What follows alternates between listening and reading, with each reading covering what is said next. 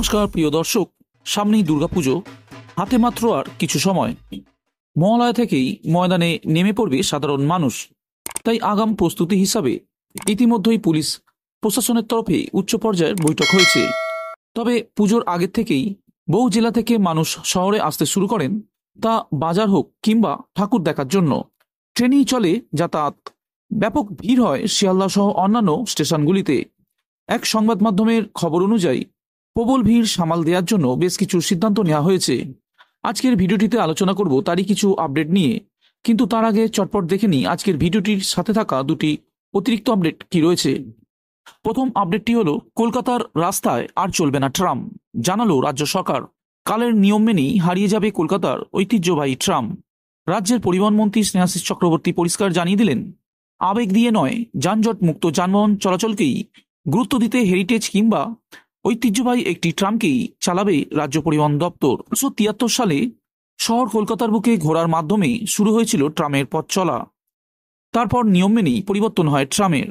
বর্তমানে শহরে চলে বৈদ্যুতিক ট্রাম, কিন্তু ধীরে ধীরে কলকাতার রাস্তা থেকে হারিয়ে যাবে এই ঐতিহ্যবাহী ট্রাম। বর্তমানে ট্রামের সংখ্যা অনেকটাই কমেছে। আগামী দিন পুরোপুরি বন্ধ করে দেওয়ার পথে রাজ্য সরকার। 1883 সালে কলকাতা সহ ভারতের 15টা শহরে যাত্রা শুরু করেছিল ট্রাম। তবে কালের নিয়মে গতির সঙ্গে তাল মিলিয়ে চলতে না পেরে অনেক পেছিয়ে পড়েছে ট্রাম যাত্রা। কলকাতা ছাড়া বাকি সমস্ত শহরেই ইতিমধ্যে বন্ধ হয়ে গিয়েছে ট্রাম চলা। দীর্ঘদিন আগেই বাম জামানাতে হাওড়া ব্রিজ দিয়ে ট্রাম চলাচল বন্ধ করে দিয়েছিল সরকার। এবার কলকাতার বাকি রাস্তাগুলিতেও বন্ধ হয়ে যাবে।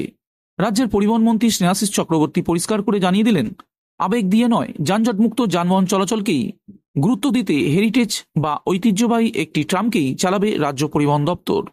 কলকাতা হাইকোর্টে বিষয়টি বিচারাধীন অবস্থায় আছে এখন। আগামী দিনে পরিবহন দপ্তরের পক্ষ থেকে এসপ্ল্যানেড থেকে ময়দান পর্যন্ত একটিমাত্র ট্রামকেই হেরিটেজ হিসেবে চালানো হবে, জানিয়েছেন পরিবহন মন্ত্রী। অন্যদিকে রাজ্য সরকারের বক্তব্য, দ্রুতগতির যুগে ট্রাম কোথাও চলে না, ট্রামের কারণে যানজট হচ্ছে, তাই বন্ধ করে দেওয়ার সিদ্ধান্ত হয়েছে। ইতিমধ্যে জনস্বার্থ মামলা হয়েছে, সেখানে কোর্টের পক্ষ থেকে জানতে চাওয়া হয়েছে ট্রাম চালানো নিয়ে রাজ্য সরকারের অবস্থা। সরকার জানাতে চলেছে তাদের অবস্থান। একটা সময় কলকাতার লাইফলাইন ছিল ট্রাম, কিন্তু আজ হারিয়ে যাওয়ার মুখে। মেট্রো তৈরি হয়েছে, রাস্তায় গাড়ি সংখ্যাও বেড়েছে, কিন্তু সেই পরিমাণ রাস্তা নেই। তাই শহরকে দ্রুতগতি করতেই এই সিদ্ধান্ত। বন্ধুরা, এরপর আজকের ভিডিওর দ্বিতীয় আপডেটটি হলো, সামান্য ভাড়ায় এবার আসানসোল থেকে দুর্গাপুর বন্দে ভারতে চড়ে দুর্গাপুজো দেখার সুযোগ। হাতে মাত্র আর কয়েকটি দিন, তারপরেই শুরু হবে বাঙালিদের সবচেয়ে বড় উৎসব দুর্গাপুজো। দুর্গাপুজোর ঠাকুর দেখা থেকে শুরু করে পুজোর আগে বাজার করা সবকিছুই এবার করা যাবে বন্দে ভারত এক্সপ্রেস ট্রেনে। দুর্গাপুর থেকে আসানসোল হোক অথবা আসানসোল থেকে দুর্গাপুর, সামান্য দূরত্বের রাস্তাও বন্দে ভারত এক্সপ্রেস ট্রেনের মতন প্রিমিয়াম ট্রেনে চড়ে যাতায়াত করা যাবে। দুর্গাপুর ও আসানসোলের মধ্যে যাতায়াত করার জন্য একটি নয়, দুটি বন্দে ভারত এক্সপ্রেস ট্রেনে যাতায়াতের সুযোগ পাচ্ছেন পশ্চিম বর্ধমানের বাসিন্দারা। যদিও দুটি বন্দে ভারত এক্সপ্রেসের ক্ষেত্রে ভাড়ায় বেশ কিছুটা তফাৎ রয়েছে। যে দুজোড়া বন্দে ভারতে চড়ে দুর্গাপুর ও আসানসোলের মধ্যে যাতায়াত করা যাবে, সেই দুই জোড়া ট্রেন হল 22347 ও 22348 এবং 22303 ও 22304। 22347 ট্রেনটি দুর্গাপুর থেকে ছাড়ে বিকেল 5টা 30 মিনিটে এবং আসানসোল পৌঁছায় বিকেল 5টা 53 মিনিটে। অন্যদিকে 22348 বন্দে ভারত এক্সপ্রেস ট্রেনটি আসানসোল থেকে ছাড়ে দুপুর 12টা 18 মিনিটে এবং দুর্গাপুর পৌঁছায় দুপুর 12টা 39 মিনিটে। এই ট্রেন জোড়া হাওড়া ও পাটনার মধ্যে যাতায়াত করে থাকে। অন্যদিকে 22303 ও 22304 হাওড়া ও গয়ার মধ্যে যাতায়াত করা বন্দে ভারত এক্সপ্রেস ট্রেন দুটি 22303 ট্রেনটি দুর্গাপুর থেকে ছাড়ার সময় হলো সকাল 8টা 30 মিনিটে এবং আসানসোল পৌঁছানোর সময় হলো সকাল 8টা 53 মিনিট। অন্যদিকে 22304 ট্রেনটি আসানসোল থেকে ছাড়ার সময় হলো সন্ধ্যা 6টা 50 মিনিট এবং দুর্গাপুর পৌঁছানোর সময় হলো সন্ধ্যা 7টা 11 মিনিট। 22347 বন্দে ভারত এক্সপ্রেস ট্রেনটি দুর্গাপুর থেকে আসানসোল যাওয়ার সিসি ভাড়া পড়বে যাত্রীপিছু 430 টাকা, ইসি ভাড়া পড়বে যাত্রীপিছু 795 টাকা। 22348 ট্রেনটিতে আসানসোল থেকে দুর্গাপুর আসার খরচ পড়বে সিসি ভাড়া যাত্রীপিছু 380 টাকা, ইসি ভাড়া পড়বে যাত্রীপিছু 705 টাকা। অন্যদিকে 22303 বন্দে ভারত এক্সপ্রেস ট্রেনটি দুর্গাপুর থেকে আসানসোল যাওয়ার জন্য সিসি ভাড়া পড়বে যাত্রীপিছু 380 টাকা, ইসি ভাড়া পড়বে যাত্রীপিছু 705 টাকা।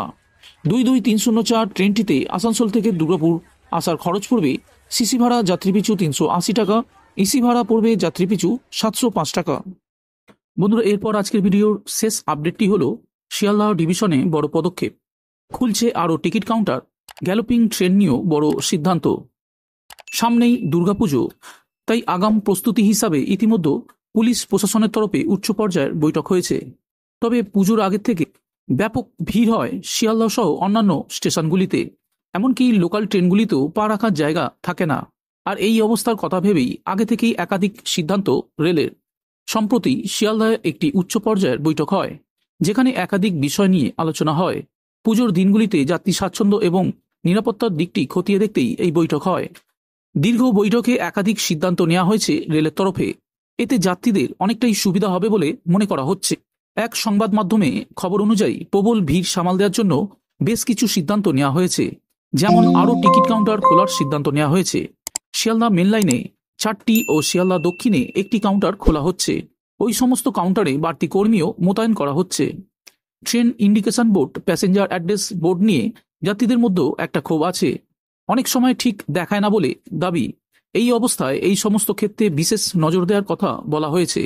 বিশেষ করে শিয়ালদহ, বিধাননগর, দমদম, নৈহাটির মতন ভিড় হয় এমন স্টেশনে ইন্ডিকেশন বোর্ড ও প্যাসেঞ্জার অ্যাড্রেস বোর্ডের বিশেষ নজরদারি রাখার কথা বলা হয়েছে।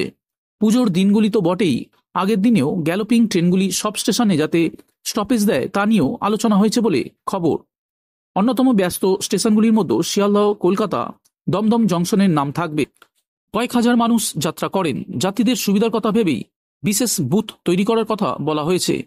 বিভিন্ন স্টেশনে অতিরিক্ত আরপিএফকে মোতায়েনের কথা বলা হয়েছে। অন্যদিকে মহিলাদের সুরক্ষায় রেলের বিশেষ ব্যবস্থাও থাকবে বলে সিদ্ধান্ত। এছাড়াও বিপজ্জনক লেভেল ক্রসিংয়ে অতিরিক্ত নিরাপত্তা বাহিনীকে মোতায়েনের কথা ভাবা হয়েছে। এমনই একাধিক ব্যবস্থা নেওয়া হচ্ছে বলে সূত্রের খবর।